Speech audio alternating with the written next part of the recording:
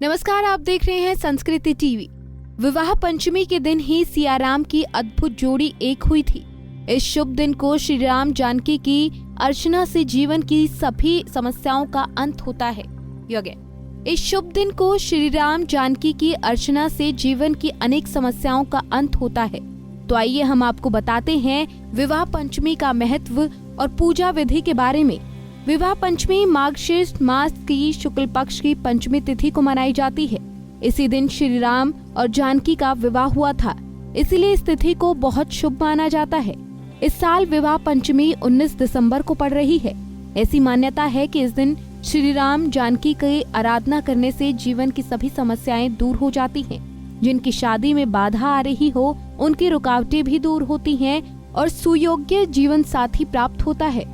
विवाह पंचमी के दिन प्रातः स्नान कर साफ कपड़े पहने, अगर संभव हो तो नए वस्त्र धारण करें। फिर पवित्र मन से राम सीता विवाह का संकल्प लें।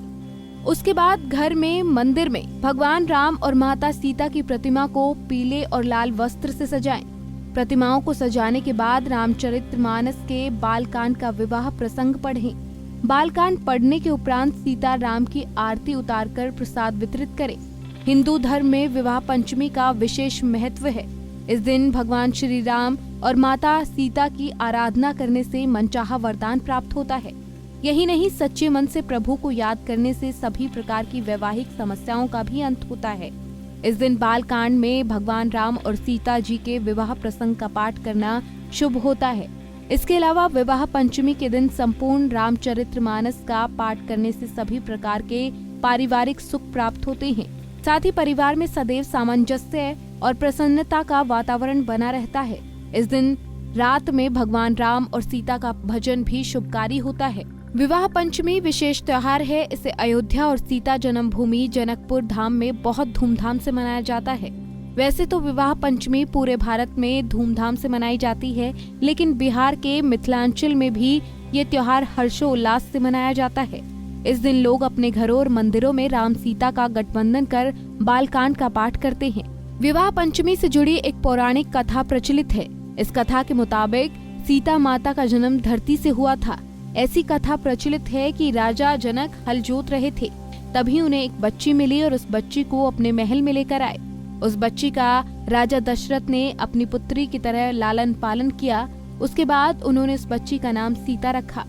सीता जी को लोग जनक पुत्री या जानकी कहकर भी बुलाते थे। माता सीता ने एक बार मंदिर में रखे शिवजी के धनुष को उठा लिया था। उस धनुष को परशुराम जी के अलावा किसी ने नहीं उठाया था।